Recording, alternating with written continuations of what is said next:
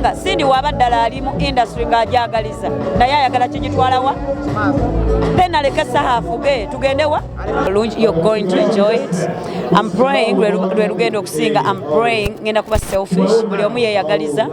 njagala lwe luba lusinga ku album. I'm sorry Tonix. Olimba bali yakiwandiika baba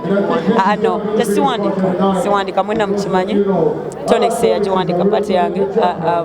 We had a writer that wrote the part. So nze I execute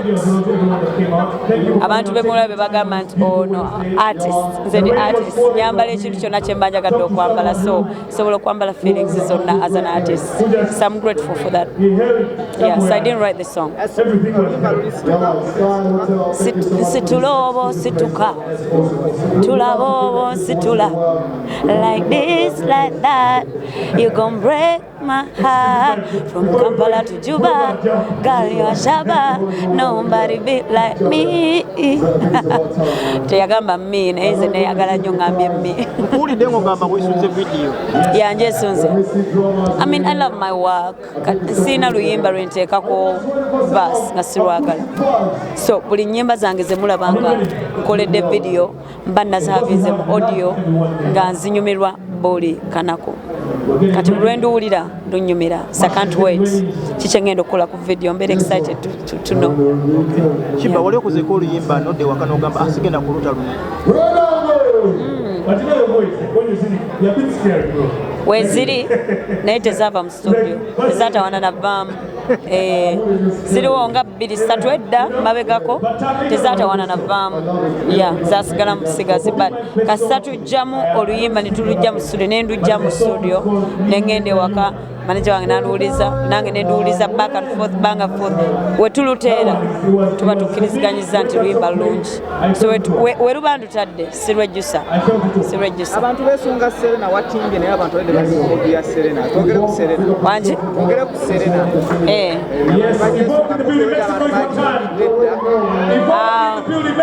sagala nnyo kwogera ku Serena because jabayita okugyogerako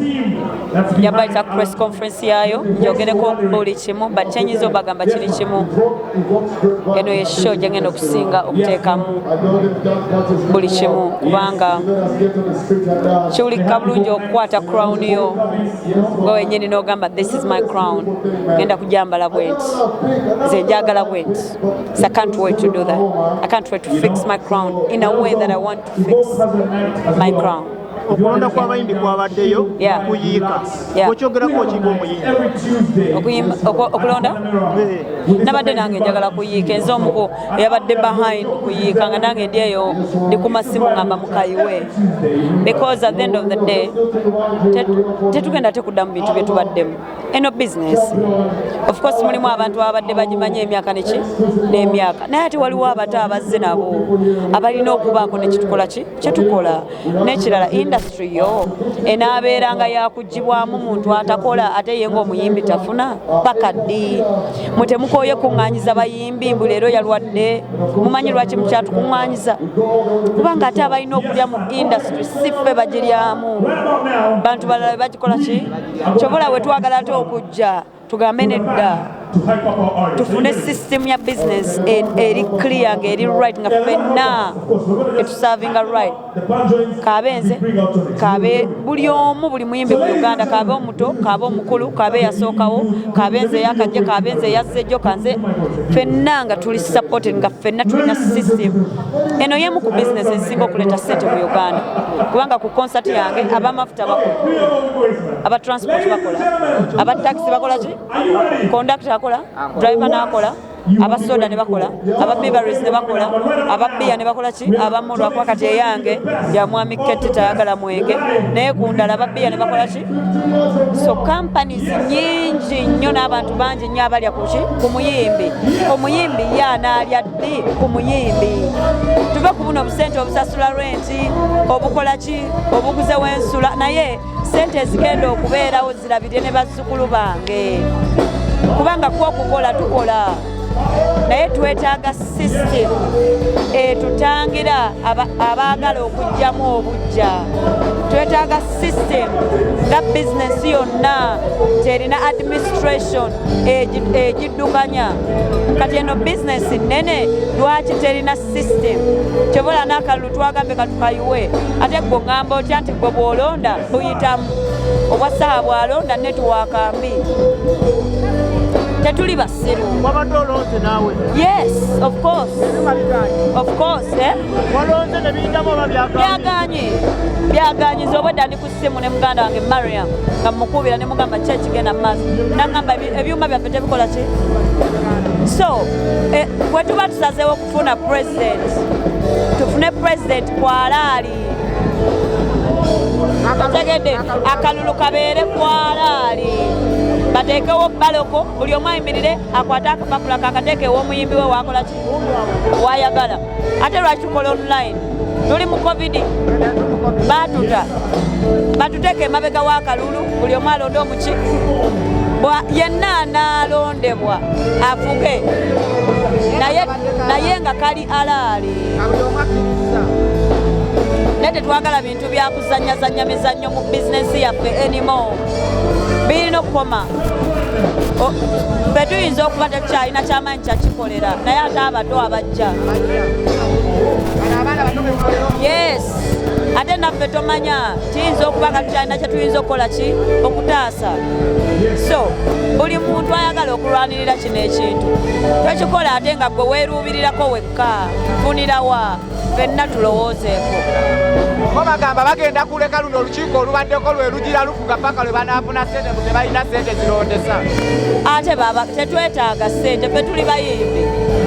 bakeere ku makya nga muganda wange we yabagambye bakole ekivulu batutuuze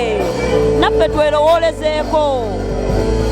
batutuuze bagambe kati bannanga akalulu akatuufu keetaaga zino ssente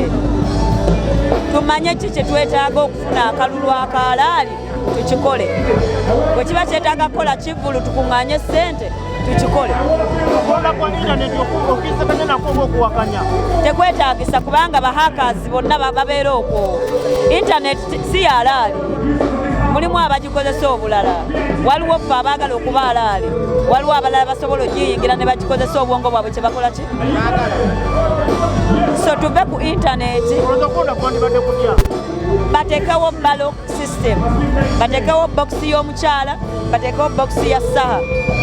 nzawagira saha nyimirire teekeyo akalulu ewaani bamale batuule nga buli omu atudde awo ku kamera tubaale ki nze sifaayo ani ayitamu naye tukikole kwalaali integrity tubeere n'amazima integrity tulekerawo okutambuliza industry kuba abantu abali mu kugirwanyisa essaawa eno waliwo abantu nga tebakyafaayo ba industry efa naye tewaliwo ffe abakyayagala ereme kufa kubanga mukikyalya n'abaana ate betwagala okuzaala betulizaala aba abazaalibbwa mwe bagenda okukola ki okulya kakati tugenda tereza tya industry ng'ate abatagiriimu be bakyasinza okwagala ogiryamu okomawo kwasindi nga yali yasimbyewo okugerako ki sikimanyangako kyova olaba nze ebintu emu binneewuunyisa so oli president w'abayimbi nate gwosinga okuba distant from bayimbi ogenda tugatta otya tewakimanyako ndi yali president saakimanya ate ekitegeere ntya saha yajja najja ewange emunyonyo naŋŋamba shiba njagala kufuuka president njagala tulwanise kino ne mmutegeera kati ye sindi yatutuuzaako ng'abayimbi n'atugamba kyayagala otukolera kati tubeere tutya ne president atasobola nakwogera naffe yeetaaga mukulembeze afaanana atya yeetaaga mukulembeze nga saha agatta abantu awuliriza abantu atali arrogant ataliimu ebyo bintu byanze mmanyi kubanga ndi wadda ebyo tubibeeko kirungi ki kyetwetaaga ekigenda okutwala industry mu maaso tuve ku bino mbimanyi nnyo nze nabeerawo zomanyi mmanyi tuve ku ebyo byonna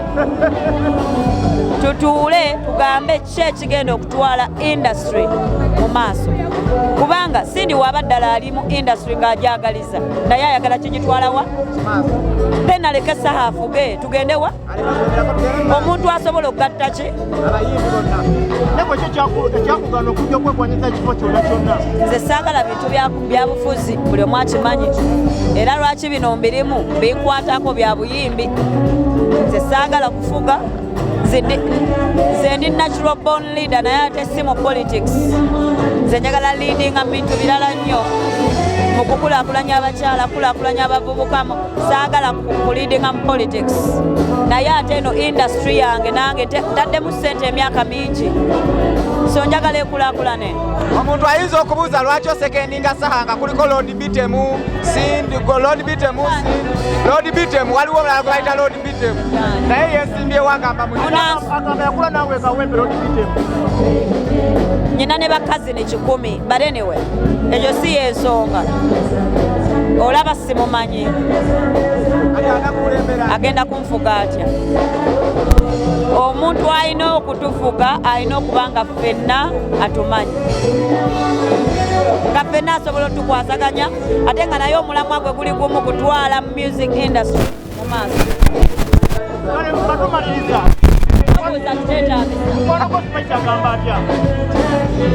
omuyimbi munange Spice ali bulungi kiwali bulungi oyagala ki